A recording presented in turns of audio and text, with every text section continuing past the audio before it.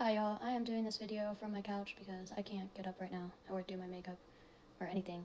But for any of you who've been following me and saw that I've been struggling with like a mystery undiagnosed chronic illness, I have a little bit more insight on that, or at least I think I do. And I'm also leaving Austin, so I'm just gonna basically read what I posted to my Facebook last night to explain what's going on in my life right now and also to try to help educate. I like can't even talk right, like I explained this before in my videos, it kind of messes with my brain. But anyway, I'm going to do my best to both explain my situation, but also educate on some kind of misunderstood things with this condition. So yesterday, after days of being sick, as per usual the past 5 months, I finally felt okay and got to work on recording a new song. And during that time, I was able to jump on a trampoline for 5 minutes. And I know it was 5 minutes because I recorded it. I told my mom, I know I'm going to be so sick tomorrow because I exercised today. Not that I was trying to speak it into the universe, but simply because I'm sick more days than I am well, and every time I exercise, I get sick, like really sick, the next few days. So here I am. I need groceries. I can't stand long enough to get them, so I have to order them. I've been on the couch all day. That was yesterday. Still on the couch today. So ME, which I'm not going to try to pronounce because I'll mess it up, or as people know it as chronic fatigue syndrome. I hate that name so much.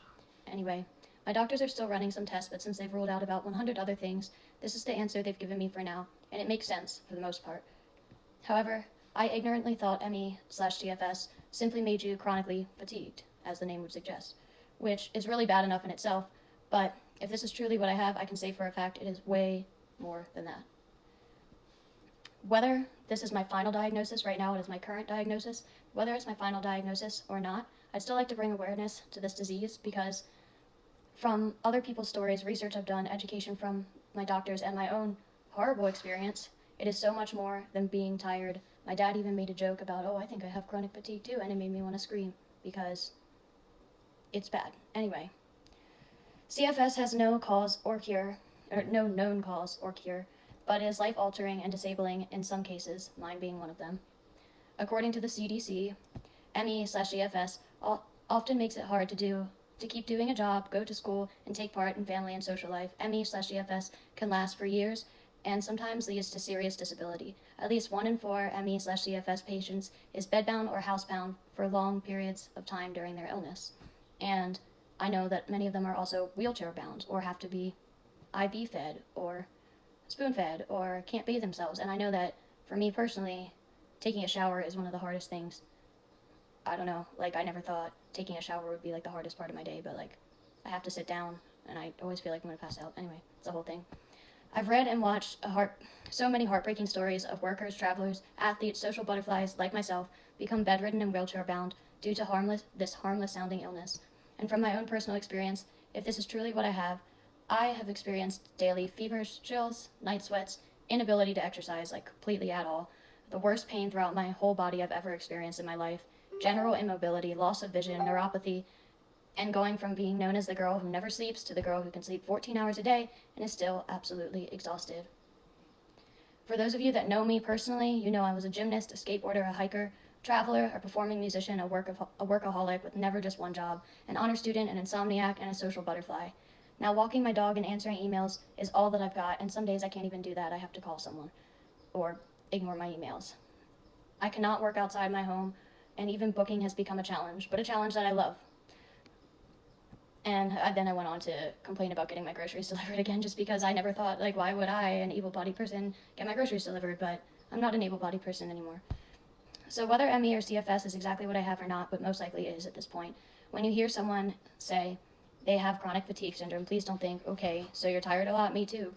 Please have sympathy and grace, because after doing the research, I've learned that this illness rips entire lives away. And whether this continues to be my final diagnosis, I am leaving Austin, and it breaks my heart. I love it here, but I am just too sick to stay. I need to see my family. To be honest, there's a few people hearing this that are probably happy right now, which means I guess I've done something right. That was just my little post of the people I've pissed off in Austin so far. Anyway, I was originally going to keep this a secret, but I realized moving would take up so much of my time, I should explain why booking may be slower or pause for a few days or weeks. But I do not intend to stop booking. I'm going to try my hardest, but I swear the brain fog with this is so intense sometimes. It is so hard to book, and also just while I'm loading things and trying to move across the country, yeah, that's going to be a little difficult, but I'm not going to stop. I'm just going to continue where I left off from a new location. Anyway, there will be no going away concert or party because I won't be up for it. But if you want to hang out on a couch or grab coffee or see a show on a good day, please let me know. Austin will always be a second home to me. I've had some of the best years of my entire life here, played some of the coolest shows, and met some of the dopest people. I love you. But when you can no longer perform in the live music capital of the world, it feels like it's time to go home and be with old family and friends. I will still keep booking so long as my body allows. I'll keep making annoying social media posts and updates, and I'll keep releasing music. Wow. And I'll keep in touch. Thanks for having me, Austin. I know that was probably painful to listen to. Like I said, it really takes a toll on my brain, and I kind of have trouble talking sometimes. So if CFS is truly my final diagnosis, for one, the outlook is not good. About 5% of people recover.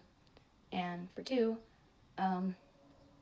it is a neurological thing. And in my older videos, I kept talking about how I was having neurological problems that I couldn't explain, and this would explain it. So yeah, I'm just sitting here trying not to shake because my arm is getting weak from holding myself up. And this is not supposed to be a pity party video. If anything, I hope you got a little bit of education out of it, because if you happen to know someone or you meet someone with this illness, I know most people's initial reaction is like, oh, well, I'm tired too. And this illness is so much more than that. And as I learn more about it, I intend to make more videos. I always wanted to touch the world somehow and educate somehow through music, but it's been really hard for me to play lately, although I am able to record on my good days. So music is not over for me. But if I can educate on something else, then in a different way, just through talking, then I would love to do that too. If you sat through all like 10 minutes of that, thank you. Sorry it was so long.